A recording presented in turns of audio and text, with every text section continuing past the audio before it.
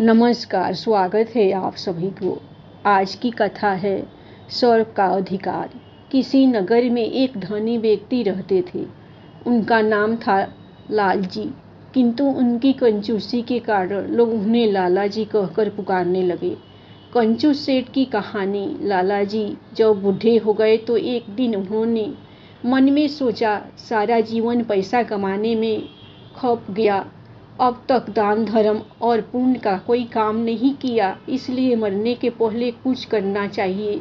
किसी से सुना था कि अंतिम समय में गाय का दान करने से सभी पाप मिट जाते हैं और मनुष्य सद्गति को प्राप्त होता है। स्वर्ग का अधिकारी कंजूस लालाजी की कहानी। हिंदी कहानी, हास्य कहानी। लालाजी ने सोचा, क्यों न गाय का ही दान किया जाए।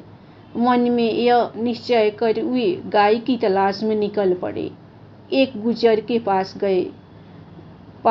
गाय भी मिल गई, लेकिन सौदा नहीं पटा।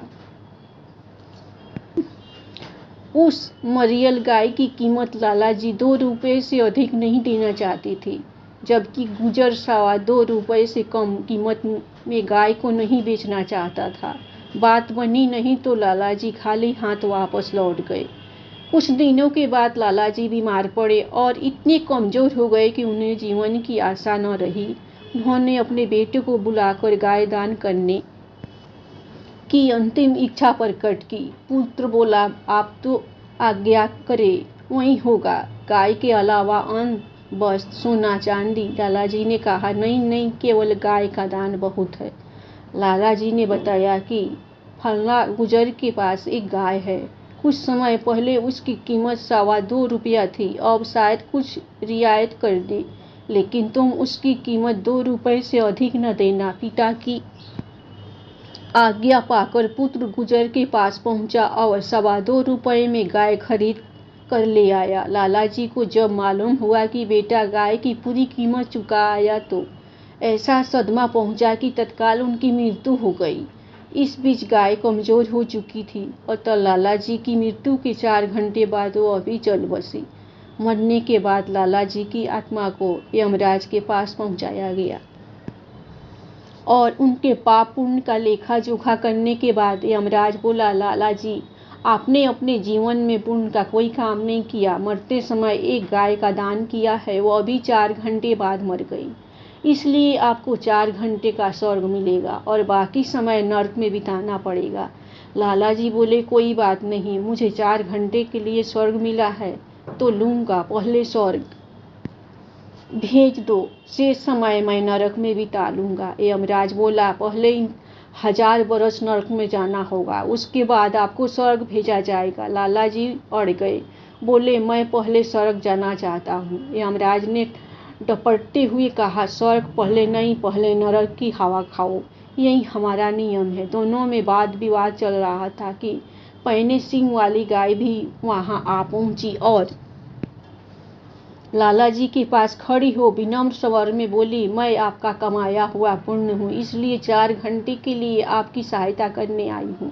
आप आज्ञा दे कि मैं आपकी क्या सेवा कर सकती हूँ। गाय को अपना सहायक पाकर लालाजी को साहस मिला।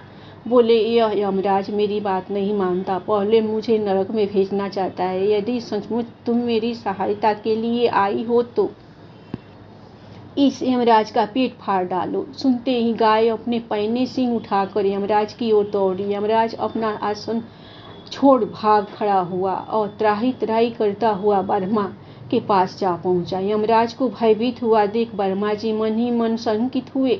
यमराज ने अपने भय का कारण उन्हें बताया और अपनी रक्षा के लिए हाथ फैला दिए। इस बीच गाय के साथ लालाजी भी ब्रह्मा जी के सम्मुख उपस्थित हो गए। ब्रह्मा जी ने बड़े शांत भाव से लालाजी को समझाया कि हमारे नियम के अनुसार पहले आपको नरक में ही जाना होगा। प्राणी के पापों का प्रायश्चित जब हो जाता है तब वह स्वर्ग का अधिकारी बनता है, इसलिए पहले नरक में जाइए। लालाजी अपनी बात पढ़ रहे थे, बोले, यह नहीं होगा, मैं पहले स्वर्ग भोगना चाहता हूँ। ब्रह्मा जी ने क्रोध में आकर टपक दिया, तुम्हारे लिए हम अपने नियमों का उल्लंघन नहीं कर सकते। जीवन में तुमने थोड़ा सा पुण्य किया है और 4 घंटे के लिए स्वर्ग की प्राप्ति कर सके हो, जबकि हमारे पास ऐसे जीवों की कमी नहीं है जो जीवन भर पुण्य कमाते रहे। उन्हें भी अब पहले नरक में भेजा जाता है, बाद में स्वर्ग की प्राप्ति होती है, इसलिए पहले नरक जाओ। बात बढ़ी तो लाला ने गाय की तरफ देखा, बोला, यह दुष्ट मेरी बात नहीं सुनता, इसलिए जरा इसकी भी खबर लेना। ब्रह्मालोक में हलचल मच गई। अपनी प्राण रक्षा के लिए ब्रह्मा भी त्राई त्राई करते हुए विष्णु लोक पधारे और सारा वृत्तांत को सुनाया।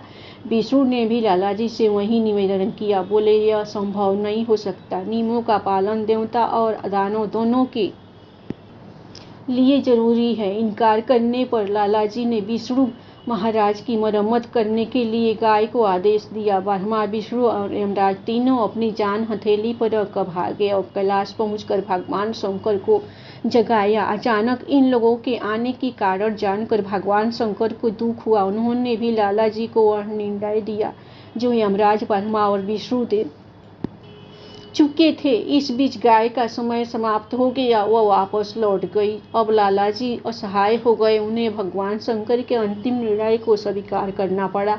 लाला जी बहुत चतुर बुद्धि के थे। चलने के पहले तीनों देवताओं के आगे हाथ जोड़ खड़े हुए और अपनी दृष्टता के लिए क्षमा याचना करते हुए बोले, यमराज, आप तीनों देवता महान हैं। अपनी पुण्य प्रताप आंखों से मैंने आप लोगों के प्रत्यक्ष दर्शन प्राप्त कर लिए, जो दर्शन बड़े बड़े ऋषि मुनि संत साधु और भक्तों को कठिन तपस्या के बाद मिलते हैं, वह मैं आसानी से कर पाया हूँ। कहते हैं कि आपके दर्शनों से पापी मनुष्य भी पुण्य का भागी बन जाता है और उसके दुख, दरिद्र, रोग, शोक सभी नष्ट हो जाते हैं। अगर यह बात सच है तो आपके दर्शन करने के बाद अब मेरे कौन से पाप बच गए हैं जिनके कारण मुझे नरक जाना जरूरी है। सुनकर देवताओं ने आपस में विचार किया, लाला जी ठीक कह रहे हैं, यदि अब भी इन्हें नरक भेजा जाता है तो हमारे दर्शनों का कोई मूल्य नहीं रहेगा।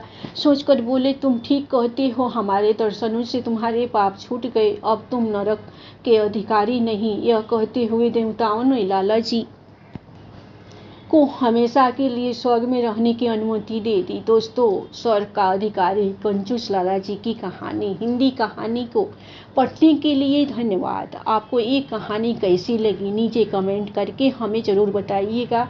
अगर आपको ये कहानी पसंद आई हो तो अपने दोस्तों के साथ शेयर ज़रूर करें और हमारे कहानी की चैनल को लाइक सब्सक्राइब ज़रूर कीजिए दिल खोल कर।